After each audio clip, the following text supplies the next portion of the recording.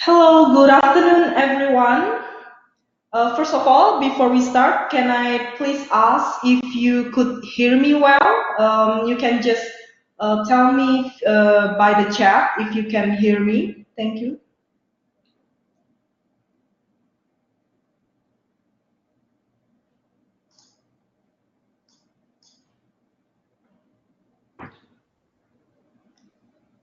Okay, thank you very much for the answers. We will start in a bit our webinars.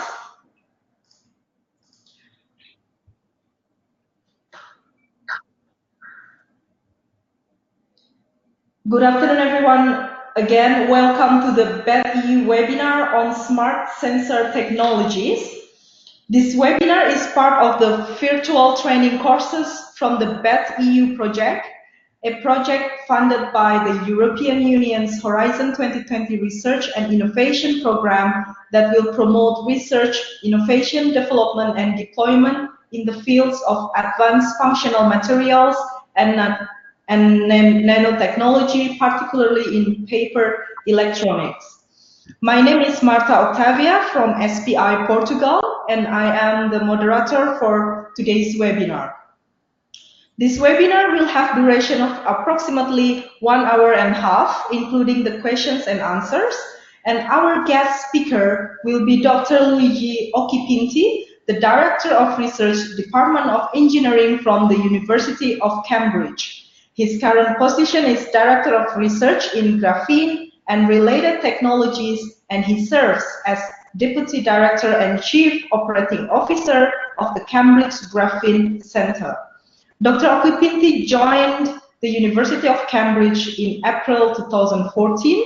He developed science and innovations for more than 20 years in emerging technology areas for the post-CMOS roadmap, smart system heterogeneous integrations, polymer and printed electronics, advanced biosystems and molecular diagnostics, advanced signal processing and nonlinear computations, advanced mechanical, optical, and chemical sensor technologies with focus on miniaturizations and advanced packaging technologies for smart devices and products.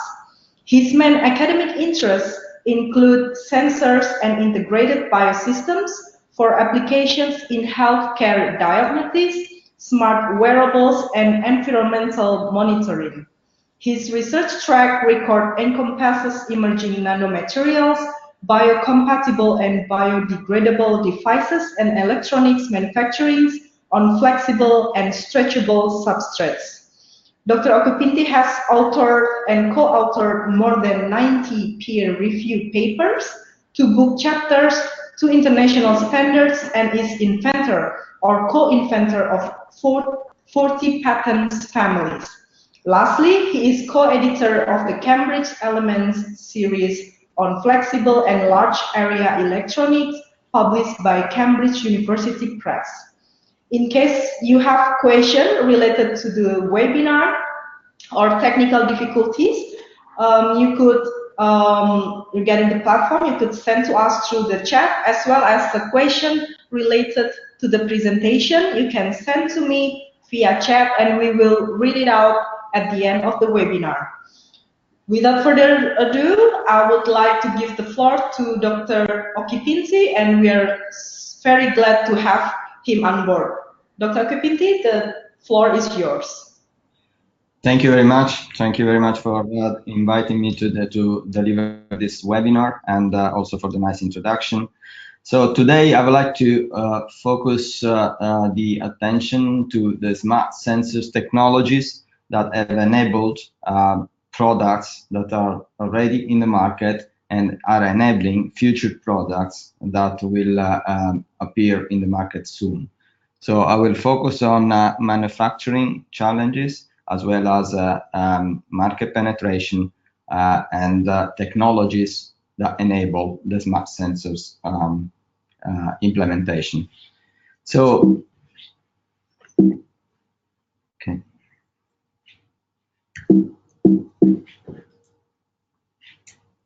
Okay, so it's quite clear that over the last decade, smart sensors have changed our life. In fact, sensors are used today to extend our natural way of sensing the world. This is done with hearing, for instance, when we talk about MEMS microphones, motion sensors or motion MEMS that help enhance the orientating capability. This is done by environmental sensors, and I will show a few examples in a few minutes.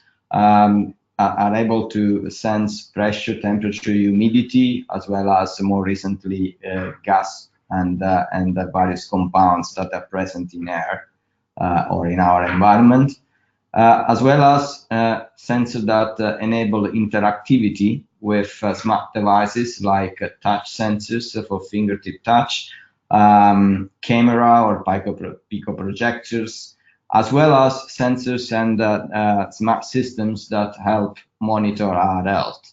And this is the case, for instance, of the so-called lab on a chip. I will go through some example of smart sensors and technologies behind these devices.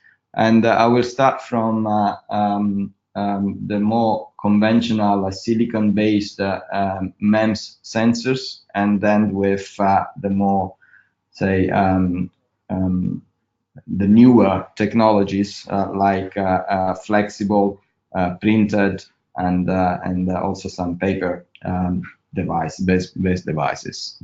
So when we talk about smart sensors, let me start by defining what is a smart sensor system. So a smart sensor system, why a sensor system is called it's a smart, is because it includes more functionalities into the same device. And the functionality starts from the sensing, of course, otherwise it won't be a smart sensor, and go through the immediate electronics or the front-end electronics, which is able to extract the information out from the sensor and convert into an electronic signal. And then this is eventually converted from an analog to a digital signal, and so that it can be processed with typically a low power digital processing unit, which is embedded with in the smart sensor. On top of that, in terms of energy, most of these sensors require to have not only a very low power consumption, but also the possibility to either harvest energy from the environment through an harvesting devices, to store the energy harvested from the environment into a small, sometimes flexible energy storage device. It could be a super cup or a micro battery or a thin film battery. And this is done through another piece of electronics, which is basically the power management.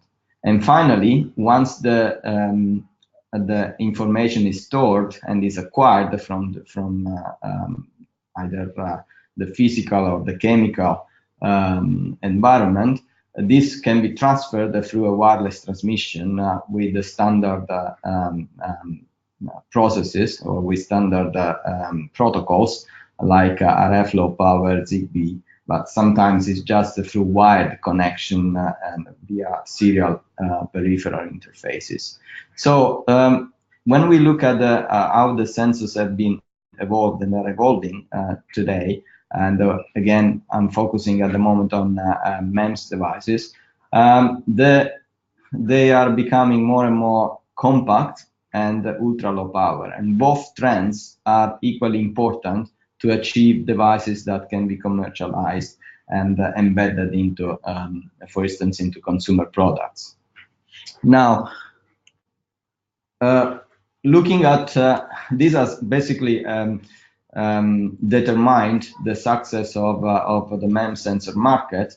But when we look at the trends, there is a clear, there are two clear trends. From one side, the average selling price of sensors, especially sensors that are embedded for instance, in smartphones or in handsets, the average selling price is declining over time quite rapidly. Typically, from the moment when the device is introduced first into the market, it will take 2, 3, maximum 4 years until the price is of course reduced to a level that can be sustained by every manufacturer to compete with the other companies present in the same market sector.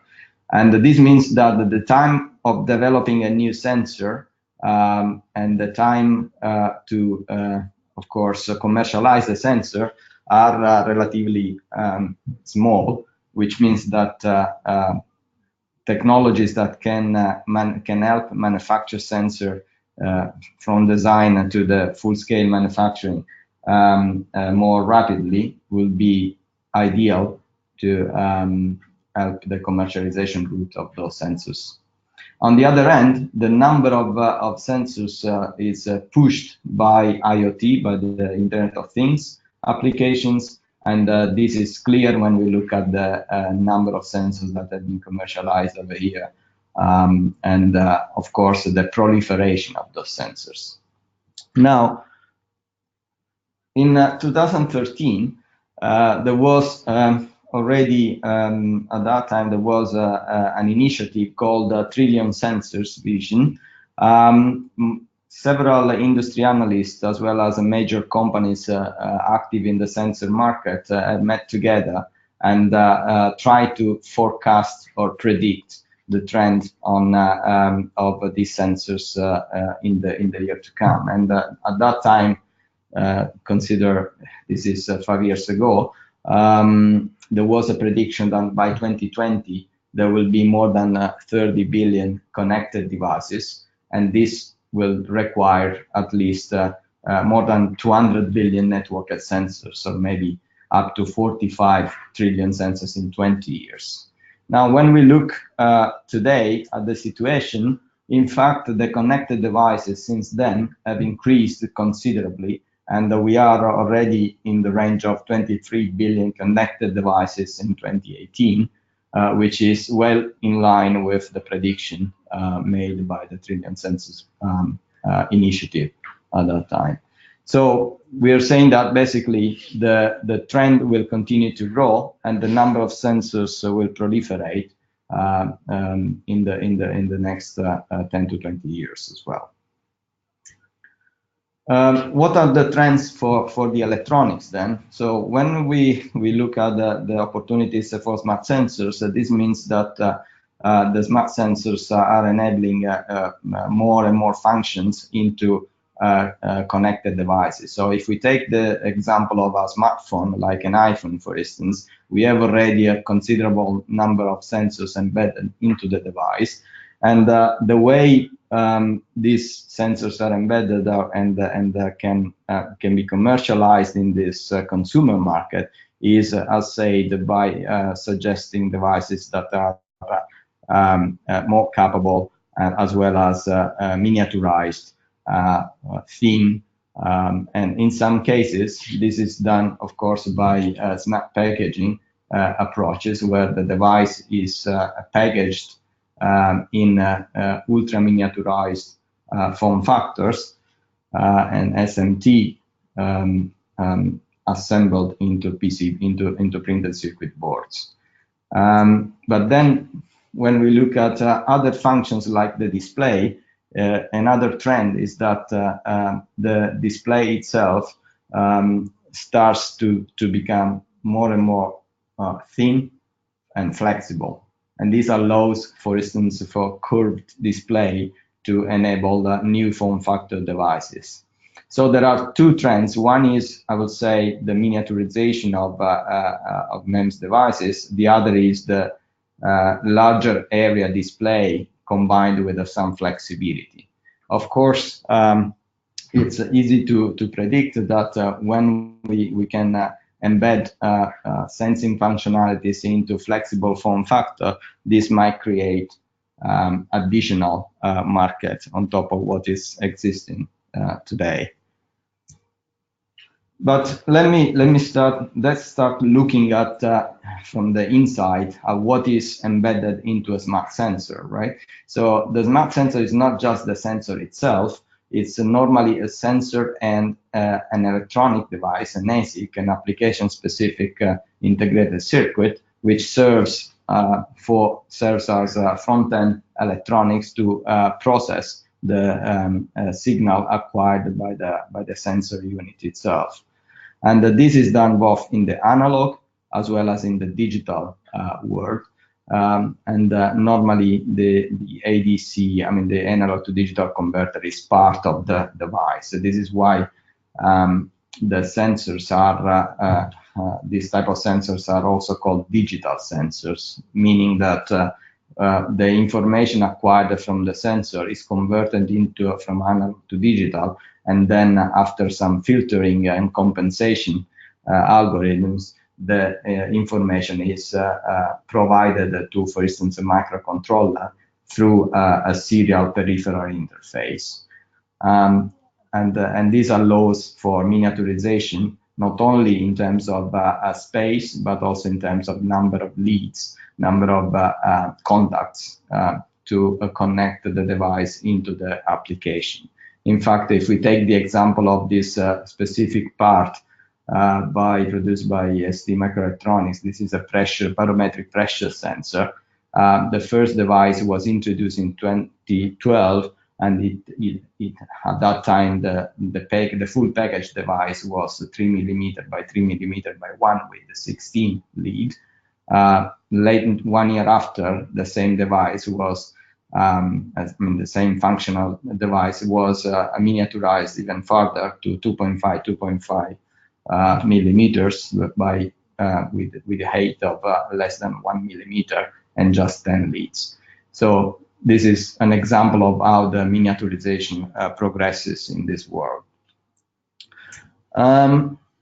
And then when we look at the technologies, the packaging is as important as the sensor device. In fact, to manufacture silicon-based devices is not, to make those devices able to become compact enough to be embedded into a single small form factor package. One wafer is not enough. I mean, which means that in one wafer you can host more dies, more silicon dies, and the silicon dies can also be stacked one on top of the other using the third dimension. I mean, the eighth of the silicon devices as a way to make the device more and more compact. In fact, in this slide, there are examples of what is called a wafer level packaging. In the top left corner, sorry, in bottom left corner, you have an example where into the same cut of the wafer, into the same die, you have both the ASIC, the sensor, and also an RF device to communicate wirelessly. While on the bottom right, you have an example of a stacked dies, a wafer level package smart sensor, again with the same functions, where basically the sensor is now assembled on top of the ASIC and the RF. In terms of product, examples of what functions this product may enable. So although this was the example here is a pressure sensor, the fact that it's a barometric pressure sensor is able to measure the barometric pressure as well as the height from the ground with an extremely high accuracy, means that these devices can be used as altimeter on top of the barometer functions. And this has enabled augmented GPS applications for indoor navigation, as I will comment. I will show you in a minute. So this is already a part of a weather station because it provides barometric pressure and temperature, as well as the GPS assistance. And other devices, like in this case, for instance, again, very tiny packages, but including other functions like humidity, measuring the humidity and temperature.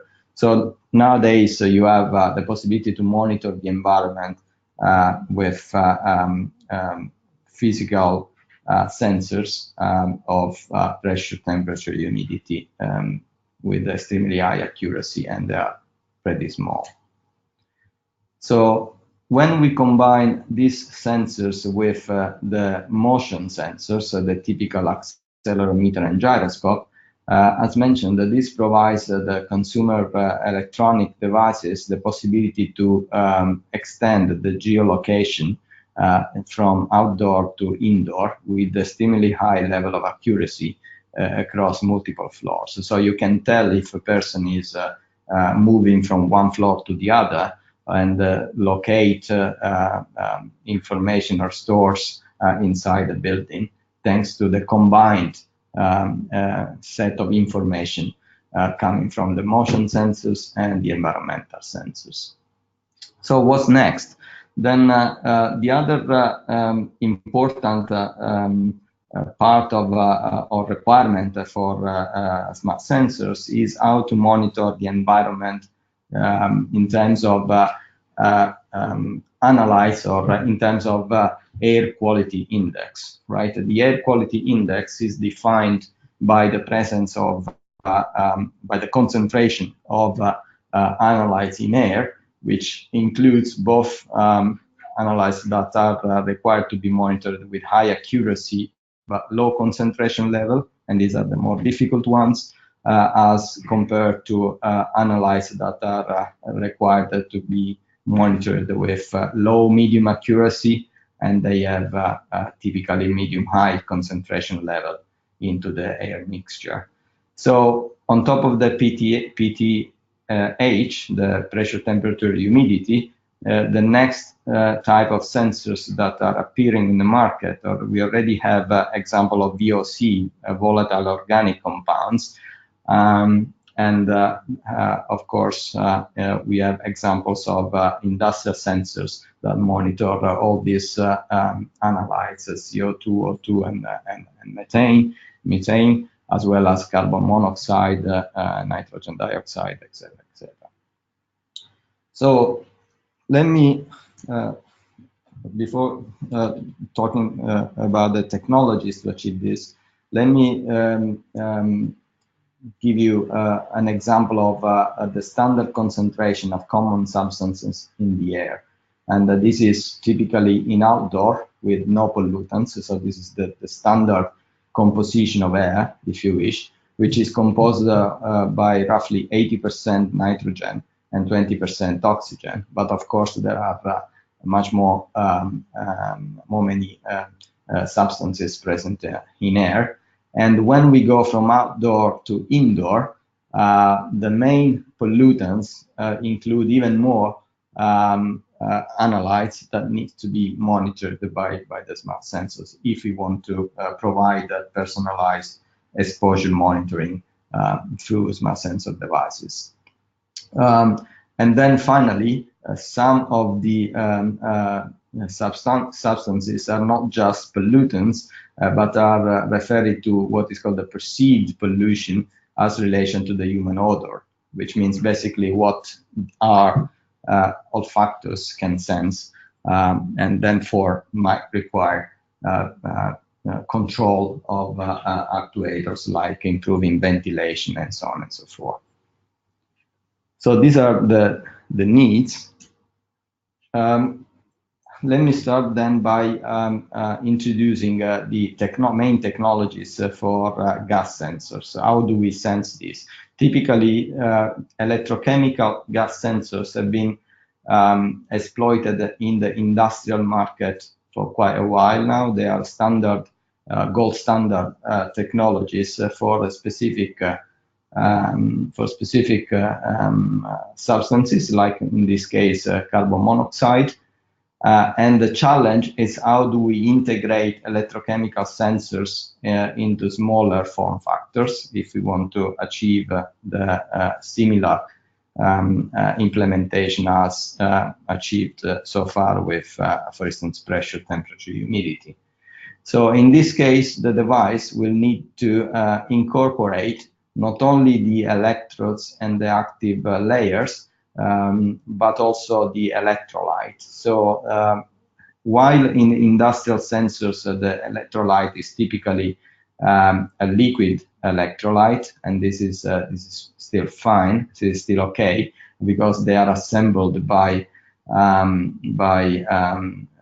they are first of all manufactured in forms of capsules, and then they're assembled into the PCB through specific connectors.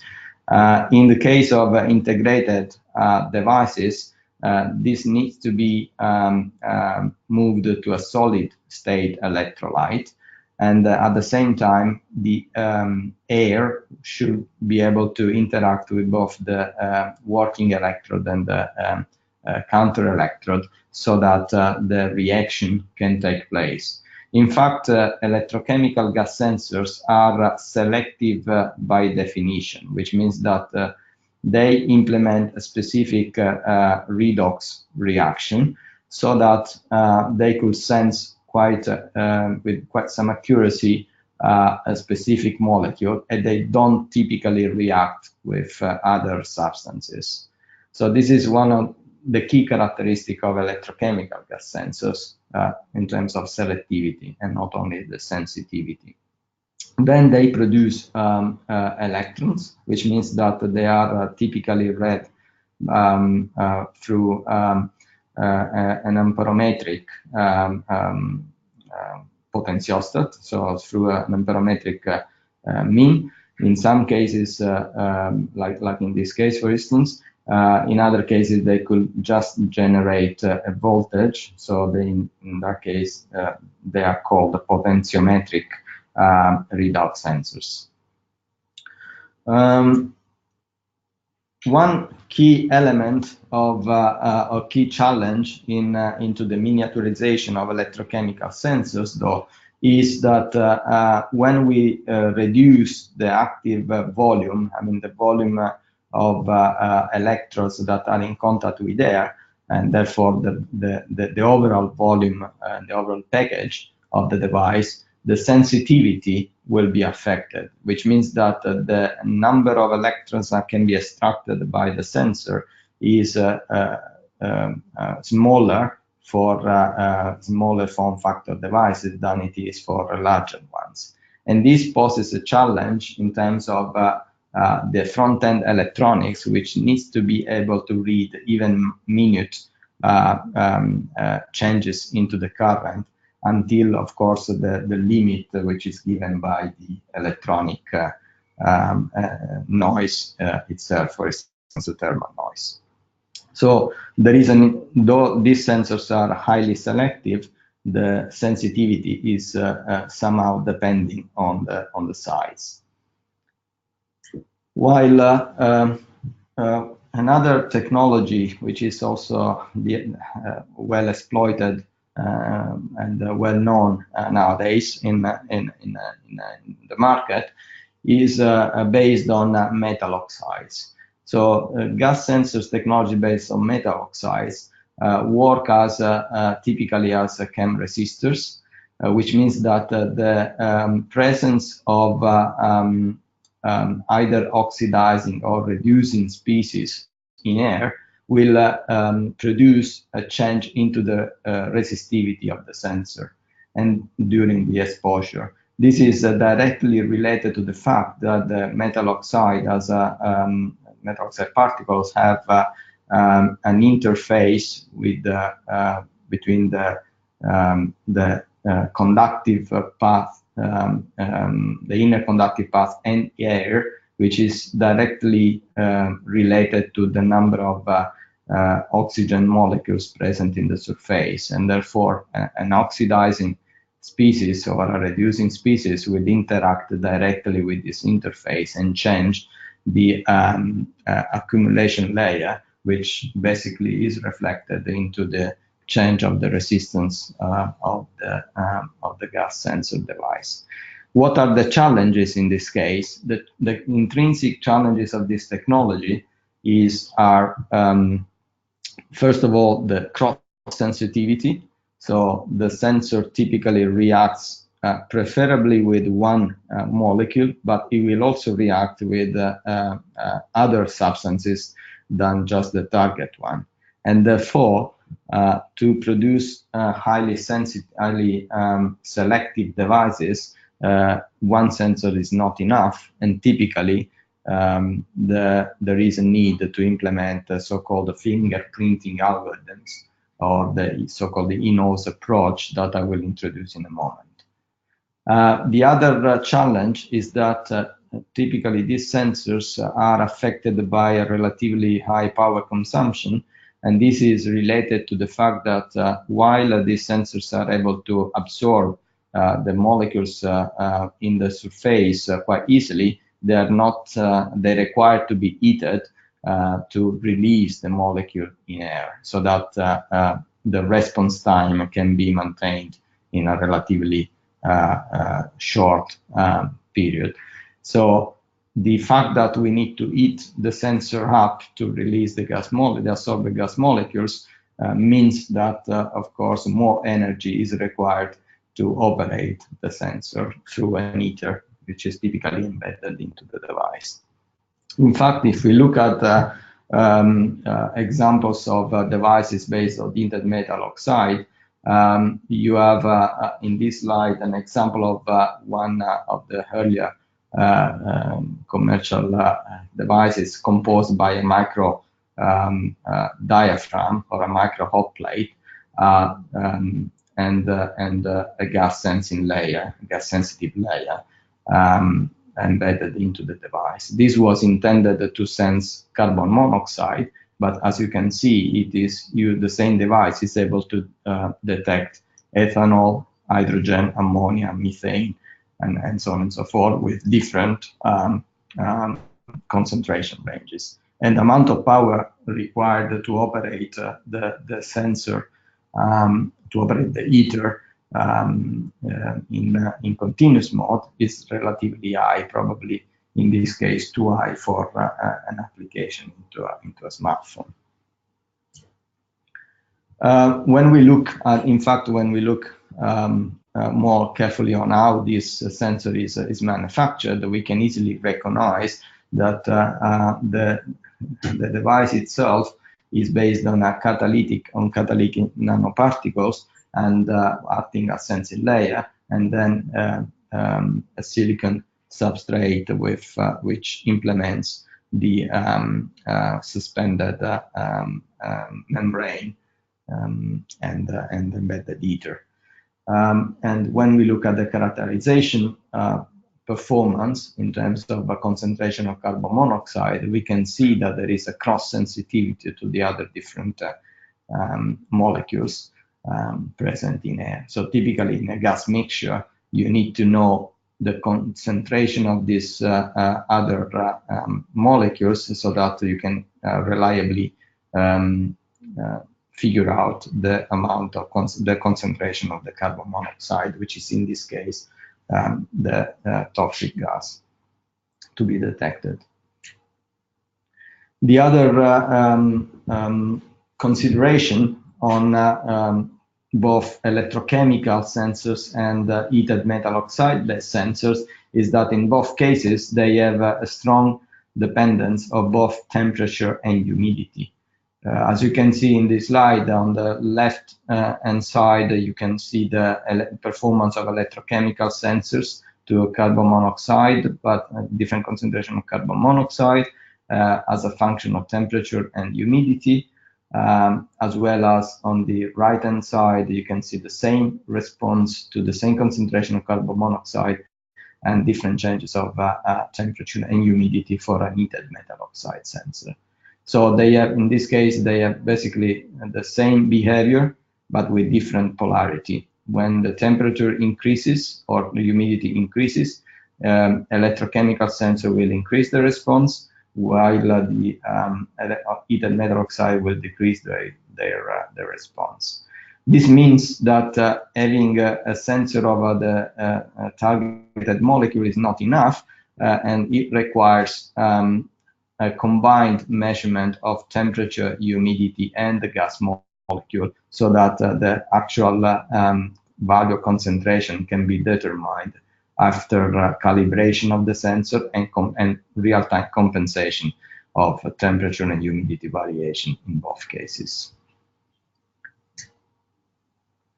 Then I'll move on to the newer sensors, if you wish. In this case, this is an example of how nanostructured material can be used to improve the sensitivity or even to induce different working models of the gas sensors. In this case, we are talking about a nitrogen dioxide sensor, which is an air pollutant that needs to be monitored with extremely low concentration levels. Typically, safety guidelines establish thresholds of up to 3 ppm part per million for longer than 8 hours should be avoided, and as well as 5 ppm for no longer than 15 minutes. So these are the application is in this case not only for air quality monitoring, for air quality index, but also for safety and health, being this a toxic gas. The technology platform that could be used are chem resistors which I described earlier for metal oxides, again with the thermometer and temperature sensor or temperature and humidity sensor. Or in some cases, there have been applications of field effect transistors, so 3-terminal devices that can sense the change into the conductivity of the channel as a function of the presence and concentration of gas. What happens in this case is that in a chem field effect transistor, the gas molecule will replace the charges into the channel, and when the device is operated as a field effect transistor, this is immediately transferred into the change of the transistor characteristics. In this case, as you can see in the chart on the right-hand side, there is a clear shift of the threshold voltage of the transistor as a direct function of the concentration of gas absorbed into the channel. The good thing is that being this device biased electrically, the gas molecule are able to be, can be released even at working at room temperature without the need of the thermometer. And this might reduce the need for high power consumption in this type of gas sensor devices, on top of increasing the sensitivity thanks to different sensing mechanisms. And generally, nanostructured devices allow us to increase the surface area. So even in the chem resistor device where we use metal oxide nanorods, in this case, the surface area which is in contact with air is increasing as a function of the geometry of the device. Another example of using a nanostructured materials or nano-patterned, in this case, materials, has been exploited recently in this paper. So what we've done in this case is realizing a nano resistor by manufacturing a grid of gold nanoresistor, of the gold nanoresistor, and embedding these into a polydimethyl siloxane, so an elastomer. The way it works is that basically the elastomer is known to swell on specific volatile organic compounds, and the swelling on the elastomer will induce a mechanical micro deformation of the device, of the electrical or the nano resistor device, and this is sensed as a change of the actual resistance.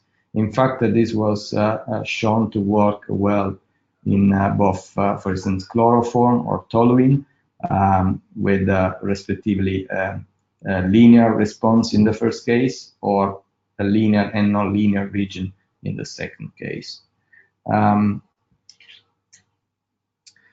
Yet another approach for gas sensors, which is compatible with, if you wish, printed electronics approach and RFID, is by exploiting the fact that a gas sensing layer on top of assembled on top of an RFID antenna can change the actual dielectric constants of the antenna between the antenna and the reader.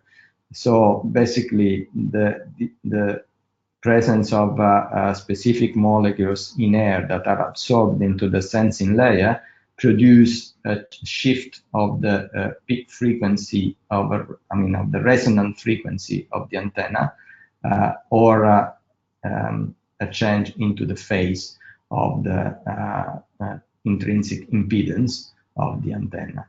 So by an impedance analyzer associated with the RFID reader, it's possible to determine the concentration of the vapor of the VOC in air, and this works for different type of VOCs. Again, as mentioned earlier, also in this case, you have the sensor which respond to more than one analyte, and the sensitivity to the different analyte is characteristic of both the sensing layer and the actual analyte.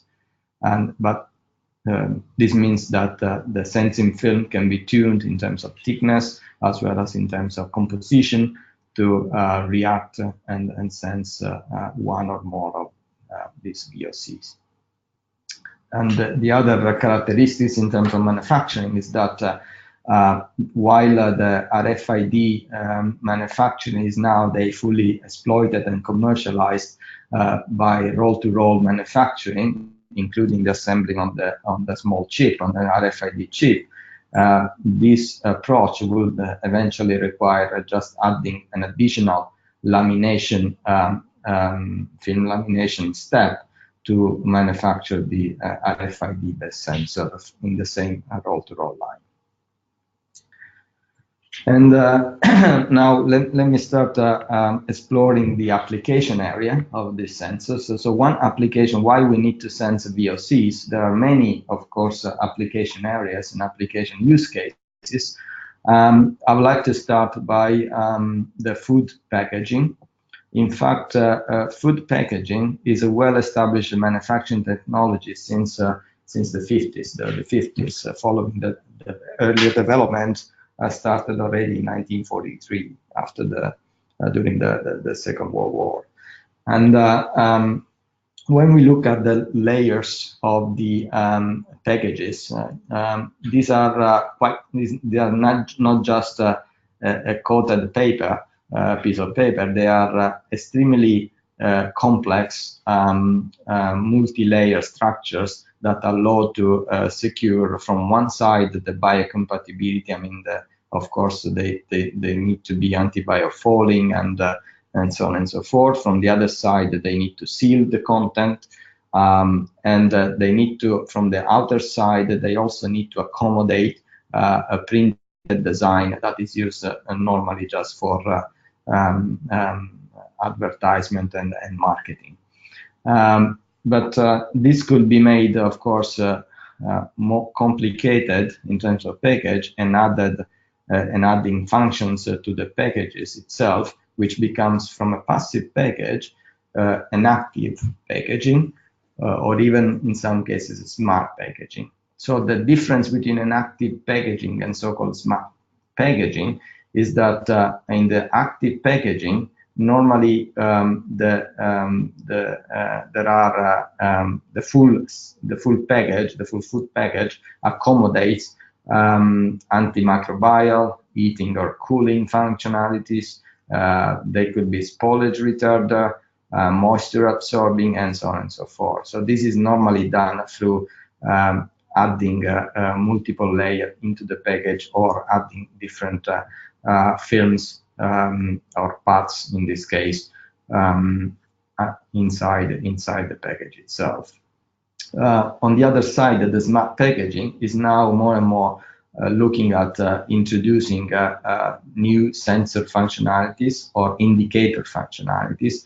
The first type of smart packaging include chemical indicators like time temperature indicator that allow you to allow the user to understand whether the package has been exposed to high temperature or low temperature for a certain period of time. They allow the user to understand whether the package has been subject to extremely high shock, too high for the content, and so on and so forth.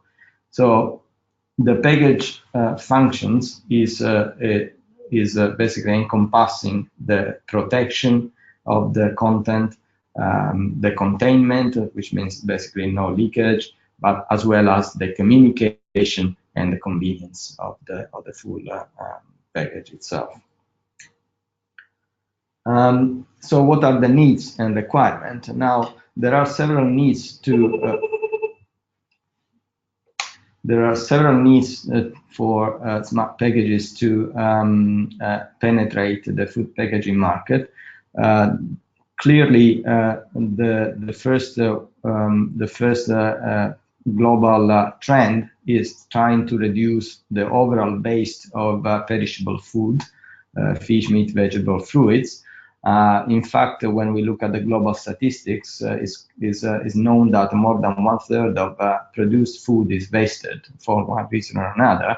The main causes is either the discontinuity in the cold chain or the malfunctionalities of cooling facilities, as well as food contamination during harvesting, transport, and storage issues. So there is a clear need to monitor the full supply chain and the logistic chain to secure that the food is delivered in excellent conditions and to reduce the overall waste of produced food. So this can be approached by smart labels. So the first concept have been introduced already in the recent year by providing smart labels that are multifunctional in terms of being able to check the cold chain tracking, including the possibility to tell the user when, at which point during the transportation that the temperature has been exceeding the values of threshold established for the specific food. The monitoring of humidity, the monitoring of VOCs, which sometimes are just reflecting the quality of food, and as well as the storage of data and transmission of data based on a combination of sensors, store energy, memory, and microprocessing. And then they need to be conformable. They have a conformable form factor so that they can be accommodated in curved packages and follow the shape of the package itself. Should be cost effective. In fact, these devices are considered to be disposable after use, but they need to be extremely safe and secure. In terms of electronic smart packaging, adding electronic sensing functionalities with processing, energy, and communication while preserving the basic packaging is a clear need, and this is a clear trend also in smart packaging for food. Once the technology is available for food, of course, there are many more application sectors that can benefit from the same technology platform, like, for instance, the pharmaceutical packaging, where the need is not only to monitor the quality and the distribution of pharmaceutical drugs, but also to monitor the use, the frequency of use, and basically to certify that the user has been adopted the guidelines consistently. Another type of sensors I would like to introduce is the sensor for personal exposure monitoring to possibly agents that could affect health in the longer term. So it's known that exposure to smaller particulate matters, smaller than 2.5 microns, have a detrimental effect into the health, and they are one of the major recognized causes of cardiovascular diseases as well as lung cancer.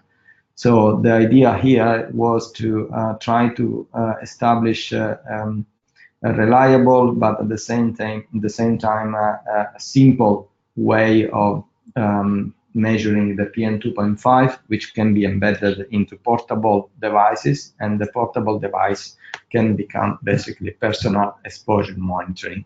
And this should be able to, should work both indoor and outdoor. In fact, the technology we are working on is looking at embedding the sensor into both buildings using the air conditioning systems, as well as in vehicles and cars. What are the technical challenges? Of course, the particulate matters present in an air mixture are at different size and different composition. So the first challenge is how to discriminate smaller particles versus larger ones. The other challenge is how to secure an electronic readout which can enable to detect even minute concentration of PM 2.5 particles. Securing a long life, reliable operation, and then miniaturizing the overall system.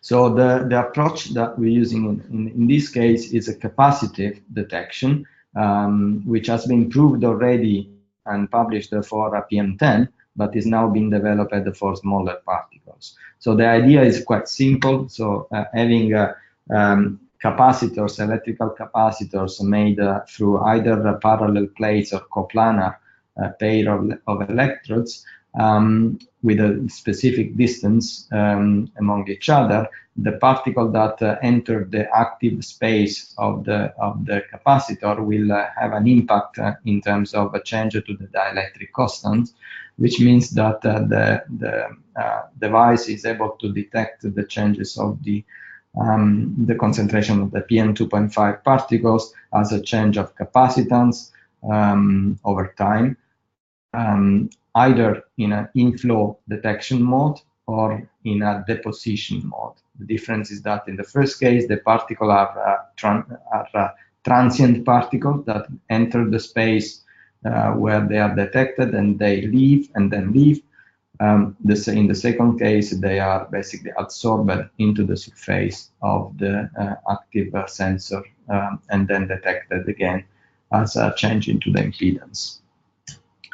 So we have developed a system which allows to discriminate larger particles versus smaller ones, and this is combined effect of both a smart packaging device and a series of capacitors, interdigitated electrode acting as capacitances, as capacitors, able to monitor both smaller particles and larger particles. And then using a heater embedded into the same packaging inside nearby the inflow, the inlet, where the particle entered penetrated the space, so that basically the heat produced by the heater will produce a different flow of the smaller particle, which tends to go higher in the volume, and the smaller ones, the larger ones, which tends to stay nearby the ground. And of course, having an electronic readout capable of reading up to farad or even zeptofarad in some cases, changes of capacitance is critical to achieve the goal. For all these devices, for all these sensors, it's quite critical to not only to achieve high sensitivity, but also being able to discriminate and basically being able to achieve selectivity to the specific gas molecules on analyte.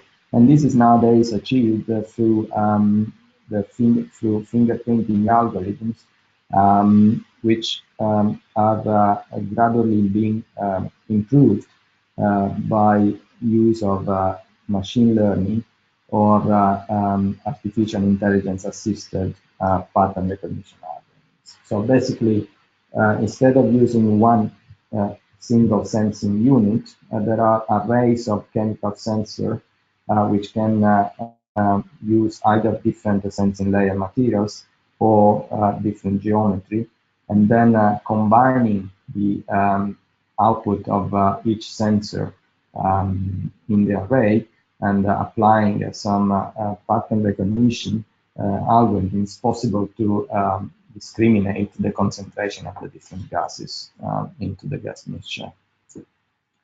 And this is normally done with three type of approaches. I just put in this slide three examples. In the top left corner is the classical multi-layer perceptron approach, which is an artificial neural network able to be trained, which can be trained so that it will associate to a certain set of stimuli in the input layer and a given output in the output layer based on the training set. So it will become a modeling or a pattern recognition model of the specific fingerprint for each gas analyte. In the second case, in the center part of the slide, I'm representing basically a so-called recurrent neural network. And this is typically an iterative approach which allows for machine learning by a set of retrain and of the neural networks when after comparing the results of the neural network with the target prediction model.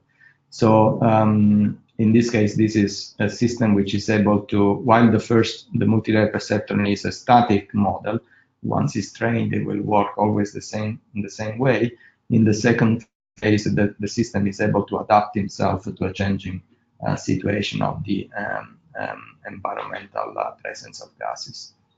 And then in the bottom right corner is the typical working scheme of a spiking neural network, where each neuron is, instead of being a static element, is a dynamic one, which produces a series of spikes exactly in the same way how biological neurons work. And in this case, the device can be trained, a spiking neural network can be trained by changing the weight of the synapses, but the effect is that the device will operate always in a dynamic mode by producing a series of spikes, and the way these spikes are distributed and transferred from the input to the output is characterizing the answer of the system to the specific set of stimuli in the input layer. Now, let me go briefly to the application. So we checked that we have discussed the applications of smart sensors into food packaging, into air quality monitoring. I would like to introduce now technologies for smart sensors that are able to that can be used in healthcare. In fact, there is a global challenge for healthcare, which is being able to deal with three major needs. One is the need of of course, providing people the possibility to reduce their tendency to overweight. Basically, this is the case of all the wearable devices that are used for personal health monitoring and for fitness. There are also, the second need is to deal with people affected by chronic conditions. So managing chronic diseases like diabetes and so on and so forth. It's another trend. And then, of course, the possibility to offer people, the tendency to offer people possibility to age independently. All the three trends will benefit eventually of technologies that can sense their health status, advise either the user directly or the carers and the system. And this is, in fact, a trend which has been well captured by the wearable electronics sector. In fact, when we look at the overall wearable technology forecast, the health, medical, fitness, and wellness part of the market is the one which is projected to grow more significantly in the coming years. And the case studies in health, medical, fitness, and wellness, which is mostly a regulated market, are, for instance, represented in this slide for vital signs monitoring in hospital and clinics, for elder assistance and through system automation, and for self-diagnosis and remote monitoring.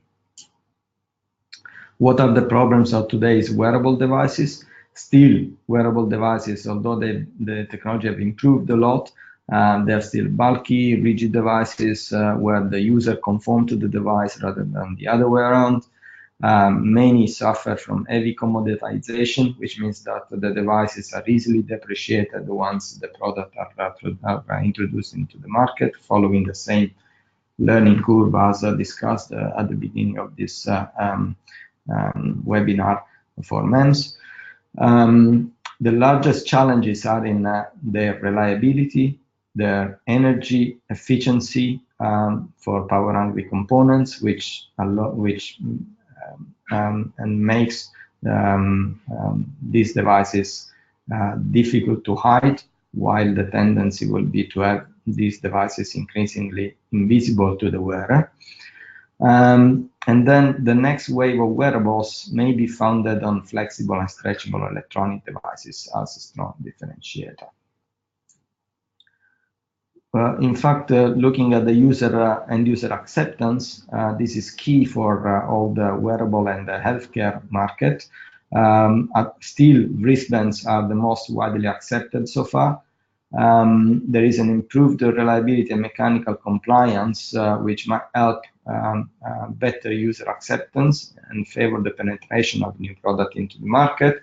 And this will this means basically higher biocompatibility with the skin, which is critical. We don't want these devices to produce any sort of irritation, even in the longer term use. And then in terms of technology, in terms of biosensors technology, complementing biosensors with the miniaturized silicon-based ultra-low power electronics is usually the easiest way to secure functionality, at least so far. So how we achieve a flexible and disposable medical devices? So that we move from devices that combine a partly disposable device like the biosensor. I mean, every biosensor can be used normally just once, because it's difficult to have biosensors that can be reused, especially when they are in contact with skin or with biological fluids. And then today, most of these devices have only the biosensor disposable part, and the rest is reusable. There is a trend to go to a fully disposable medical device, wearable medical device, where basically we get rid of the connectors and we embed the electronics and the battery into a fully sealed package, like in this case. The second route is to get rid of the battery and work where this is possible with batteryless devices that are harvesting energy, for instance, through RF, through NFC, so that they can operate batteryless and can be miniaturized even in smart contact lenses, as in this case. And then there are devices that have multiple sensors, electronics, and can embed both an energy harvester and a thin film battery, which is rechargeable, so that the device can still be fully sealed, but recharged wirelessly over time. This is an example of the smart contact lens, where basically the energy is transferred through an outer antenna to the inner antenna into the contact lens. The inner antenna is connected to an ASIC device, which is thinned so that it becomes flexible as the contact lens. I think it's thinned down to 50 micron in this case.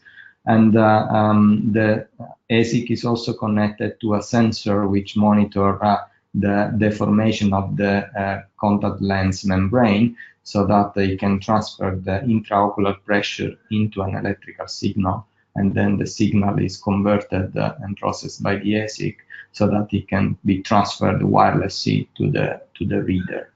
And the reader is weighed by the person for a continuous time, like 24 hours in a day. So this allows to, in this specific application, this is a medical device which allows to monitor the intraocular pressure of patients affected by glaucoma in the early stage, so that the doctor can receive the full full monitor of the changes into the intraocular pressure over a period of 24 hours, so that he can decide the best therapy to treat the glaucoma in the early stage, so that it will prevent for the intraocular pressure to increase above critical levels.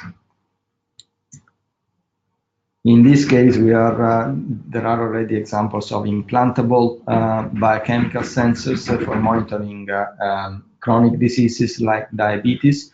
In this case, of course, the device is able to monitor continuously the glucose concentration of glucose in the blood via subcutaneous implants, and the device itself is connected wirelessly to a reader, so that eventually the reader can also be connected to an insulin pump, so that it will deliver the amount of insulin required to keep the diabetes under control. All this technology require sensors and require conformable sensors that can eventually be introduced subcutaneously.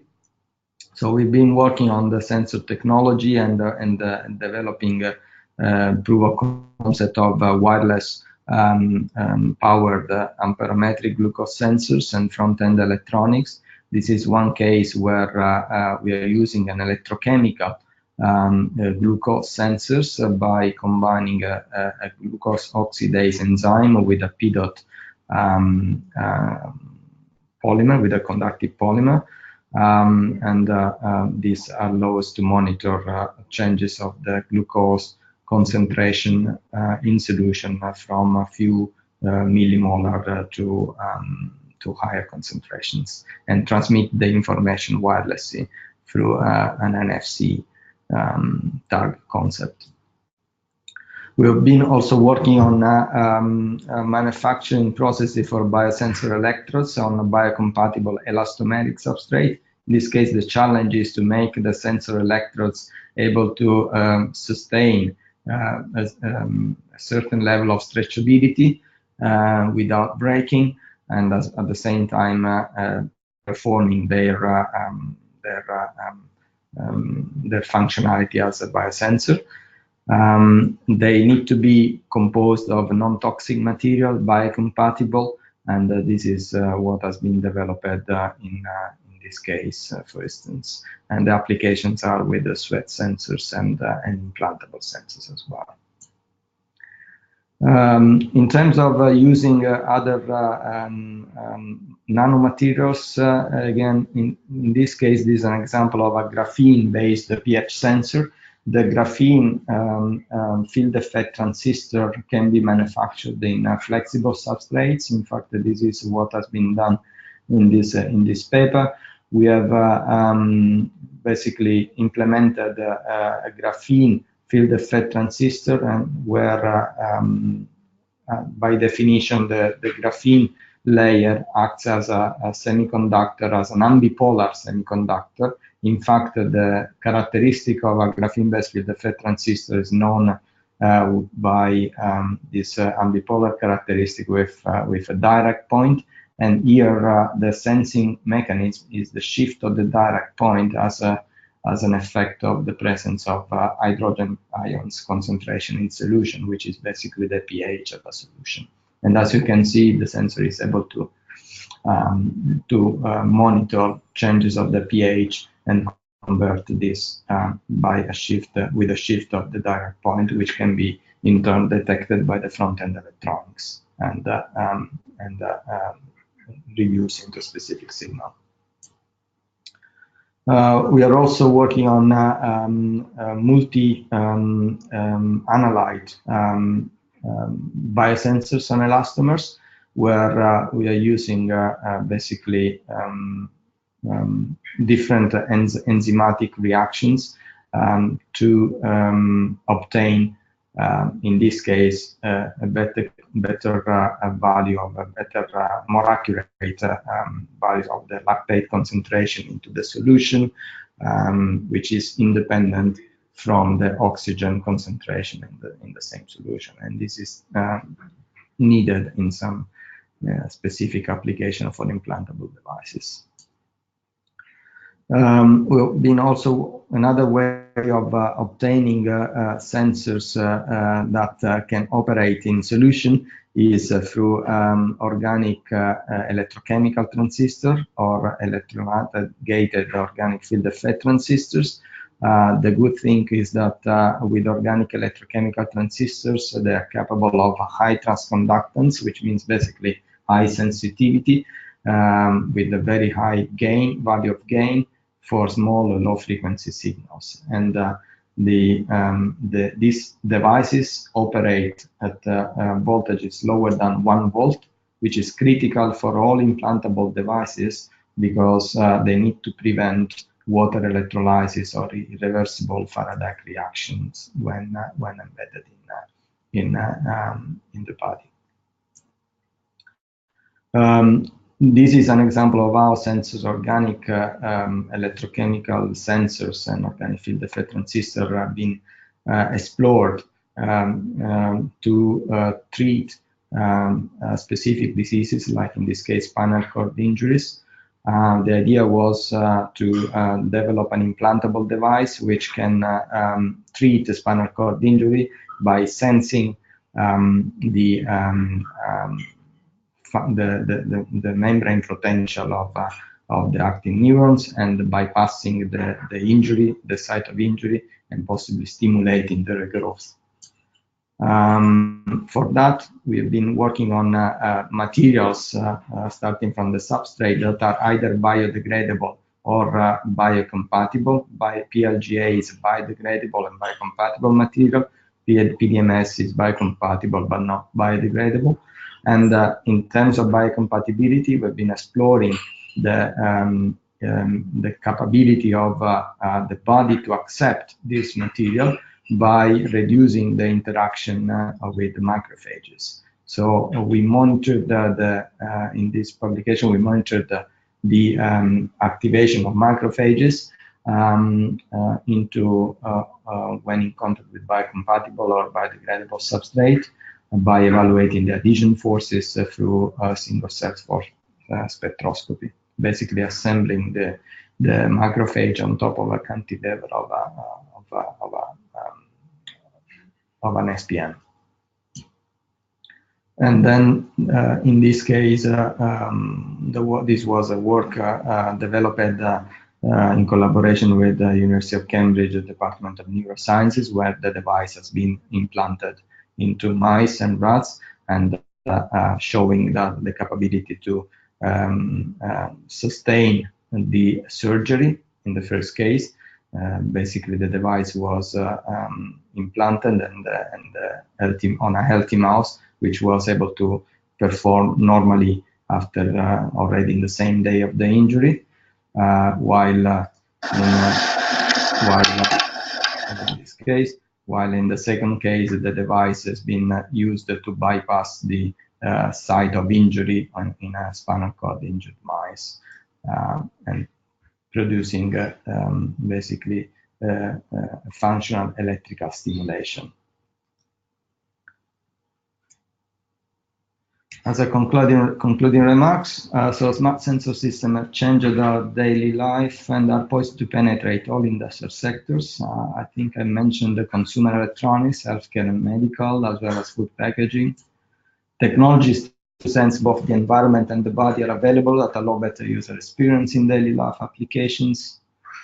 Integration with miniaturized electronics and smart packaging means that new products can be manufactured with the right form factor as required by the application, and flexible and printed and larger electronics complement this vision where this is needed.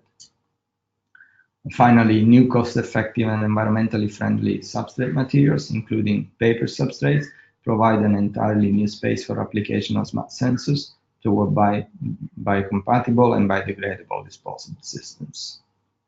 And with that, yes, I'd like to thank BetEU as well as the other projects who have sponsored and partly supported the activities mentioned here. And thank you for your attention.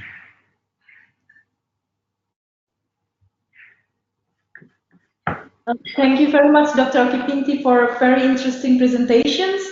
We got a lot of insights and information throughout these presentations. And for now, I would like to ask all of our attendants if you have any questions to Dr. Occhipinti from the presentations.